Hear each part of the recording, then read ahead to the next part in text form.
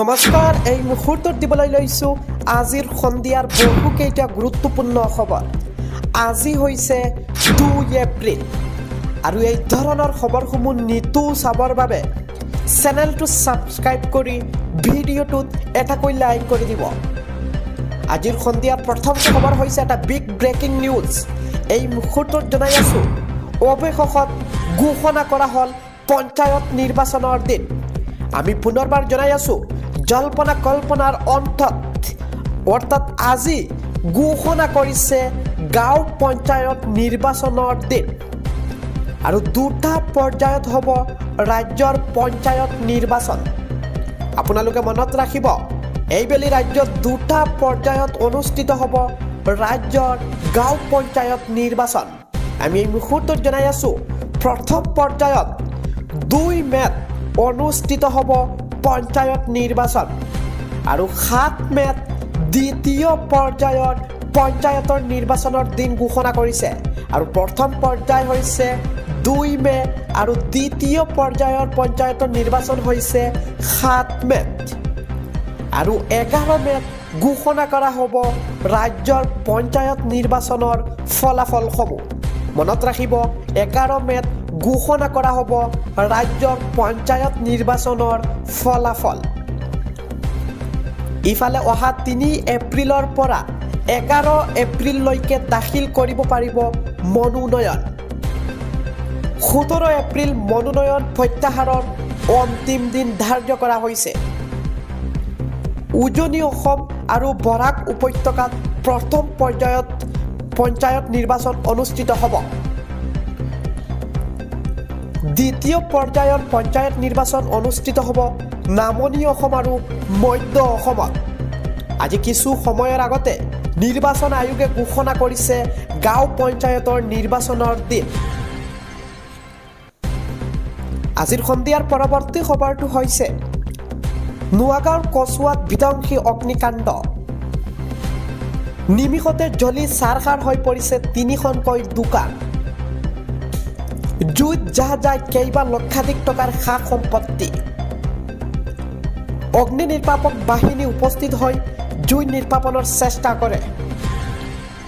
সমগ্ৰ অঞ্চলজুৰি হাহাকাৰ অৱস্থা কচুৱা মডেল হাস্পতালৰ সন্মুখত এই অগ্নিকাণ্ডৰ সংঘটিত হৈছে আজিৰ সন্ধিয়াৰ পৰৱৰ্তী খবৰটো হৈছে মুখ্যমন্ত্ৰীৰ মুখত পুনৰ দিলৱাৰ মহবুবুলৰ প্ৰসংগ অসমৰ পৰা সকলো বেয়া শক্তি মই খতম কৰিম বেয়া শক্তি খতম কৰিব নোৱাৰিলেও মই মুখ্যমন্ত্ৰী কিয় হৈছো চুৰি ডকাইতিকে আদি কৰি আন সকলো বেয়া শক্তি মই একেবাৰে শক্তি খতম কৰি পেলাম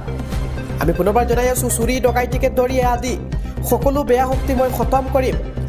আইনৰ বাটেৰে মই সকলোবোৰ খতম কৰিম এনেদৰে মন্তব্য কৰে হিমন্ত বিশ্ব শৰ্মাই মুঠতে অখুৱা শক্তি অসমৰ পৰা খতম কৰিব লাগে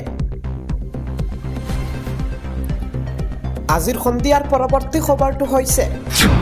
যদি আপোনাৰ বাহন আছে তেনেহলে আপোনাৰ বাবে গুৰুত্বপূৰ্ণ খবৰ যোৱা 1 এপ্ৰিলৰ মাজনিশাৰ পৰা বৃদ্ধি পালে টুল গেট মাচুল 5ৰ পৰা 10% পৰ্যন্ত বৃদ্ধি পালে টুল মাচুল জীৱনদায়িনী ঔষধৰ দাম বৃদ্ধিৰ পিছতেই টুল মাচুলো বৃদ্ধি পাইছে ৰাজ্যৰ ৰহা টুল গেটত কাৰ জিপ ভেন LMB টুল মাচুল পূৰ্বে আছিল 120 টকা আৰু একেদিনাই ঘূৰিলে পূৰ্বৰ দিবলগীয়া আছিল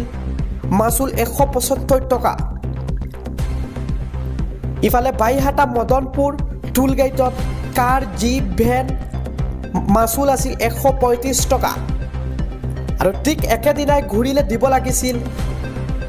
200 টকা আমি পুনৰবাৰ জনাই আছো যদি একেদিনাই ঘূৰে তেতিয়াহলে আপুনি দিব লাগিব 200 টকা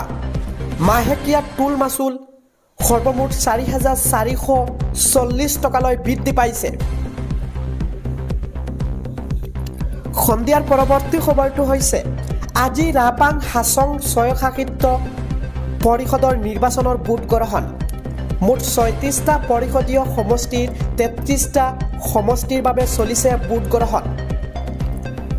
আৰু বেলেটত ভাগ্য নিৰ্ণয় হ'ব ৯৬ গৰাকী প্ৰাৰ্থী ৬০৩টা ভোট কেন্দ্ৰত পুৱা ৭ বজাৰ পৰা বিয়লি ৩ বজালৈ ভোট গ্ৰহণ প্ৰক্ৰিয়া ভোট গ্ৰহণ কেন্দ্ৰসমূহত পুৱাৰে পৰা ভোটাৰৰ দীঘলীয়া শাৰী ইতিমধ্যে ৩টা পৰিষদীয় সমষ্টিত বিনা প্ৰতিদ্বন্দ্বিতাৰে নিৰ্বাচিত হৈছে প্ৰাৰ্থীসকল আৰু ৩টা সমষ্টিতে জয়লাভ কৰিছে ৰাভা হাছং যৌথ মঞ্চ বিজেপি প্ৰাৰ্থীয়ে গোৱালপাৰা জিলাৰ ২০টা সমষ্টিত ১৯টা পৰিষদীয় সমষ্টিত ভোট গ্ৰহণ আৰম্ভ কামৰূপৰ ১৪ পৰিষদীয় সমষ্টিৰ ৪৪ প্ৰাৰ্থীৰ ভাগ্য বন্দী কৰিব বেলেটত ইতিমধ্যে কামৰূপৰ হাহিম খলিহাকুট পৰিষদীয় সমষ্টিত NDAৰ প্ৰাৰ্থীৰ জয় গোৱালপাৰাৰ জয়ৰামকুচি সমষ্টিত বিনা প্ৰতিদ্বন্দ্বিতাৰে নিৰ্বাচিত হৈছে বিজেপি প্ৰাৰ্থী মুঠ ৪,৪৫,৫৮৬ গৰাকী ভোটাৰে নিৰ্ণয় কৰিব প্ৰাৰ্থীৰ ভাগ্য ইফালে ২,১৬,১৮১ পুৰুষ